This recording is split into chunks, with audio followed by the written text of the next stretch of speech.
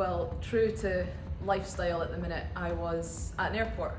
Spent quite a lot of time at airports, and I was flying to, where was I flying to? Cairo, I think. I have a coach that lives there, and I based myself there quite a lot of the year.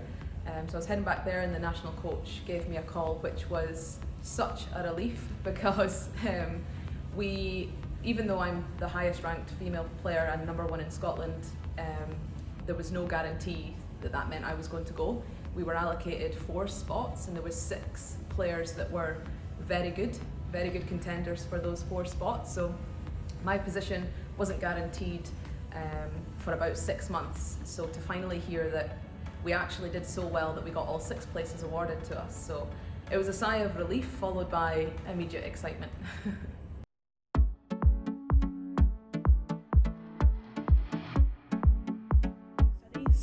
Yeah, that was something that obviously I was a little bit concerned about. I'm a slightly older student. I didn't finish school and go down the typical route of going straight to uni. I went straight into squash first.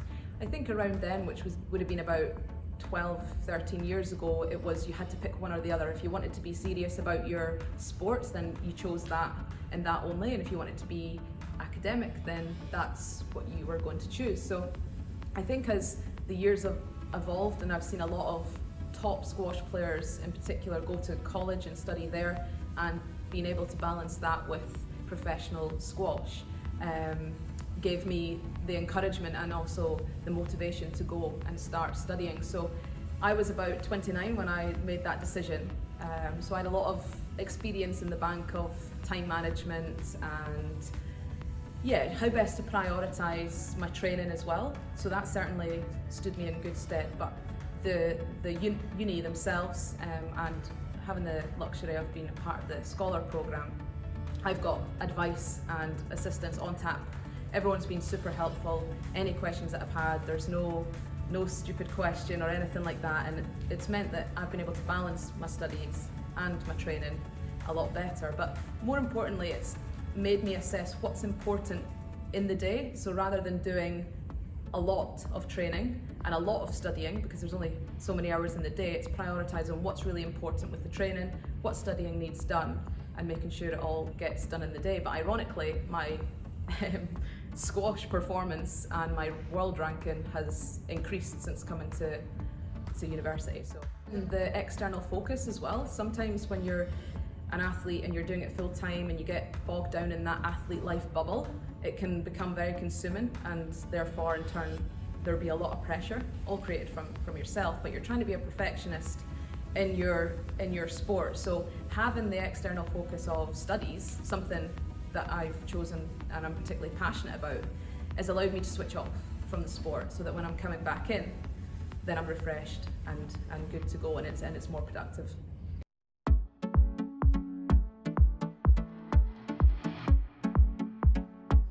Yeah, I think it's the not having any stresses, particularly if it be missing coursework or missing large chunks of time. There's a lot of my course that's based in a lab, and I would say that I spend majority of term time out of the country, which comes with a lot of stress. But being able to utilise the online platforms with learning and have kind of that, with the scholar programme, there's a stepping stone to the tutors. So it's not me feeling the pressure of having to deal with the tutors and bring these concerns myself. There's the support there that I can kind of go to them about and have them assist me with it. So that's very helpful and just a weight off my shoulders. Again, with exam time, there's been a few exams I've not been in the country, I've been competing. Being able to do that online and in around my competitions has been a massive help. But more recently, in the last year, I'm working with a coach in Egypt, which is obviously miles away from Oriam, and having the support there with the flexibility with the academics, maybe extending deadlines or just having extra online support.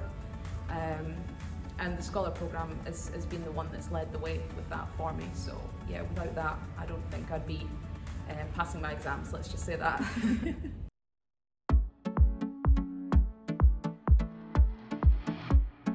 So I started playing squash many decades ago when I was 9. I'm from a small town called Montrose, and pretty much in Montrose there's the sea, the library and the sports centre. So it was attached to our school, so I spent a lot of time there after school clubs trying all different sports. There was 3 squash courts there at the time, and they were kind of just situated as you came in the door. So as a 9-year-old walking in there and hearing that loud bang of a squash ball was intriguing to me. I wanted to know what that was all about, and typically when I was younger it was kind of middle-aged men that were playing it. There was no kids running around on the court, so I never associated it with being something I could do. But then a junior club started, which was actually run by my dad's cousin. So I tried every sport, tried squash and fell in love with it.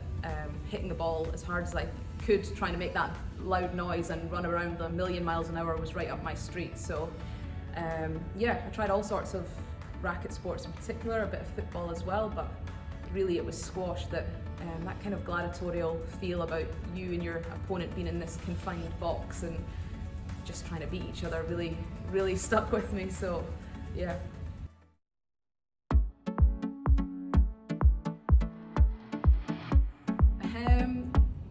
Well, particularly at 9, but more so through my teens and even early 20s, would be try to fail more and be okay with failing and getting it wrong.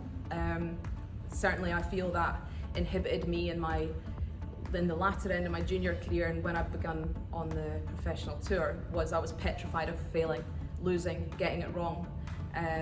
And only in the last few years have I realised that actually most of your learning and your progress comes from getting it wrong.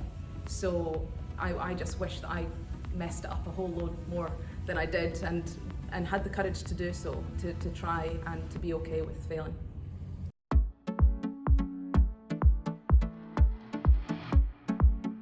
Oh, good question. This year has been a weird season, I would say. So our season runs from August 2021, and it's just finished now, the squash season. So it's been the worst and the best season possible. I've had COVID 3 times and had to pull out of 3 of our major events, which put a lot of stress on my ranking.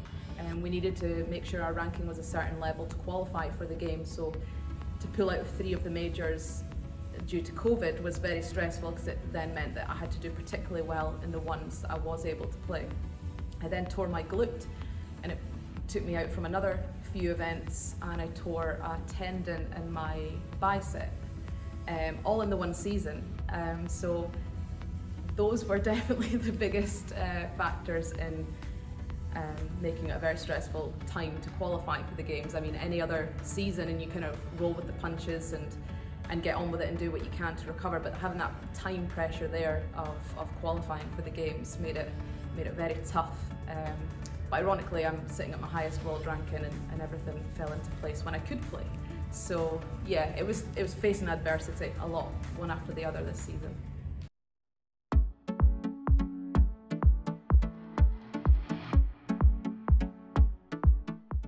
Certainly not the weather.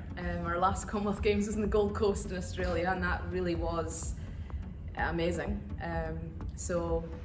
But being an individual athlete, we spend all season long on our own, travelling on our own. You know, we don't have the luxury of having prize money like tennis, for example, where they can take their whole team, even sometimes family, with them on tour. So it can get quite lonely. So that's particularly heightened at the minute, with it being the end of the season and having to go through that your own. It's always a bit tiring. So coming into the Commonwealth Games, knowing you've got your full team of squash there and your coaches coming with you is one thing, but also every single athlete from every sport coming together like one big community is an incredible feeling that will always stick with me with every games that I've played. It gives you that little bit of extra edge when it comes to competing, seeing everybody walking around the village in the same kit as you, striving for the same success that you are. There's something extra special about that. So I can't wait to see everybody.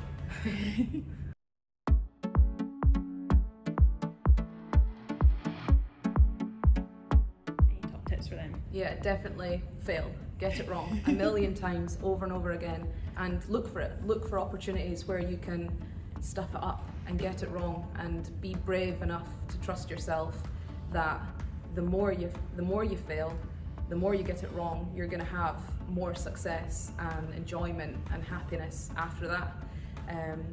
Ultimately, you have to enjoy it though. That process has to be fun. But if you can take the pressure off yourself of getting it wrong, then you're extra happy, I feel.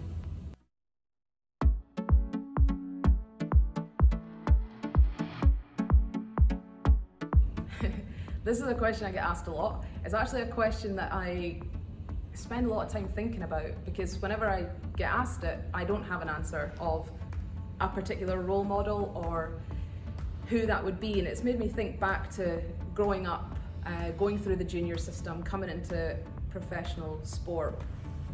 Where were my motivations, and what was my mindset, or what were the things that were keeping me going or pushing me on to the next thing? And I think with being an individual sport, I was just always so focused on being the best me, or doing everything I could day to day to push myself.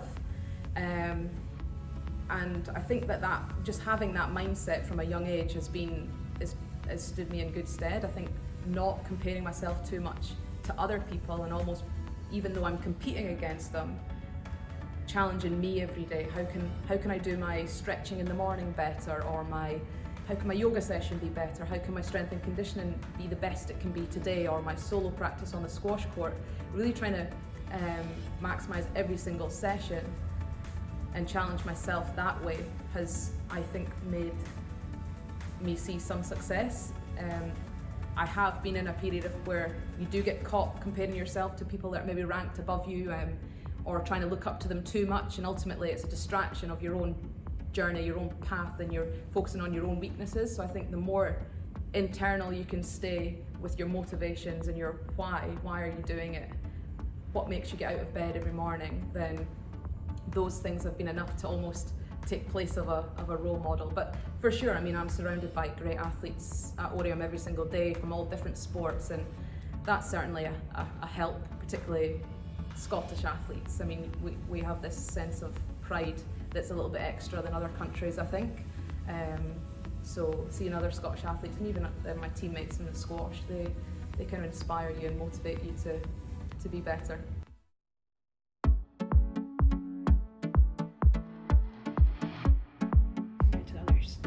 What I've learned is that getting older isn't easy. Paying attention to detail of all the little things in the gym, at home, recovery, things like that are becoming more important as the years go on. But there's a different feel about this Games in the sense that I genuinely believe I can win a medal. Interview me for the Commonwealth Games in Gold Coast and Delhi, 100% I would say yes, I'm heading for success and I really want to get a medal. But did I ultimately believe I would? No. But now, yeah, I believe that a medal or two or even three is what I'm capable of, and that sense of trust and confidence in my ability is setting these Games apart for me. I think the experiences that I've gained from the previous Games, particularly the one when I was in Delhi when I was young, a lot younger, that was overwhelming, and I was starstruck by a lot of the athletes. I'm a massive sports fan, so I was kind of trying to see as many stars as I could and watch what they were doing, and I was just overawed the whole time.